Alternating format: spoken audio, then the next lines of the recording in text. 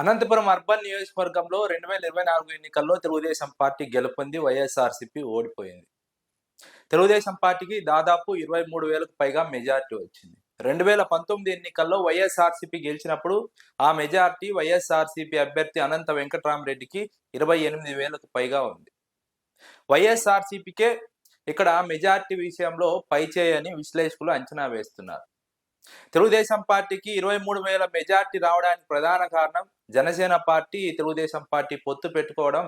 జనసేన పార్టీకి దాదాపుగా 2019 ఎన్నికల్లో 10,000 ఓట్లు పడ్డాయి.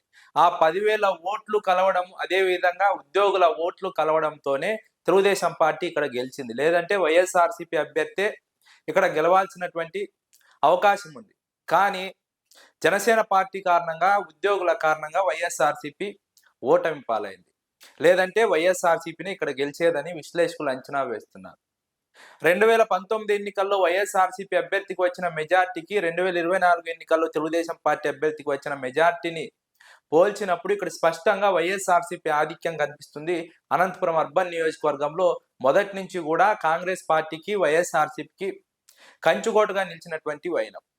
2014 ఎన్నికల్లోనే తెలుగుదేశం పార్టీ గెలిచింది. ఆ తర్వాత 2024 ఎన్నికల్లో రాష్ట్ర వ్యాప్తంగా గాలి వీచిన సందర్భంలో, అది కూడా జనసేన పార్టీ పొత్తు పెట్టుకున్న సందర్భంలోనే ఇక్కడ తెలుగుదేశం పార్టీ గెలిచింది. 2014లో కూడా ఇదే పరిస్థితి.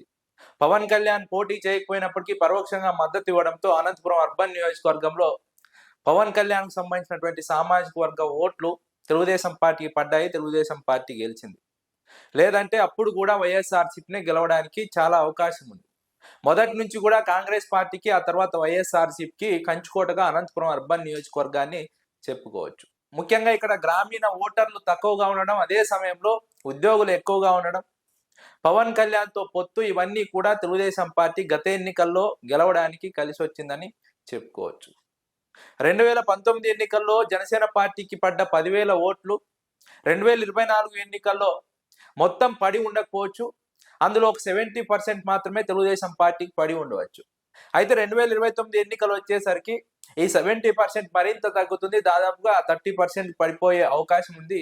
తెలుగుదేశం పార్టీ నుంచి ఎవరు పోటీ చేసినా సరే వైఎస్ఆర్సీపీ అభ్యర్థి గెలవడానికి ఛాన్స్ ఉంటుంది.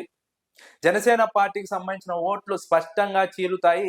వైఎస్ఆర్సీపీ వైపే ఎక్కువ మంది జనసేన పార్టీకి సంబంధించినటువంటి కార్యకర్తల, నాయకులు కూడా మొగ్గు చూపుతున్నారు. స్థానికంగా తెలుగుదేశం పార్టీతో విభేదాలు ఉన్నాయి. తెలుగుదేశం పార్టీ అధికారంలోకి వచ్చిన తర్వాత తమకు మంచి జరగలేదని జనసేన పార్టీ వాళ్ళు తీవ్రంగా మనోవేదనకు గురవుతున్నారు.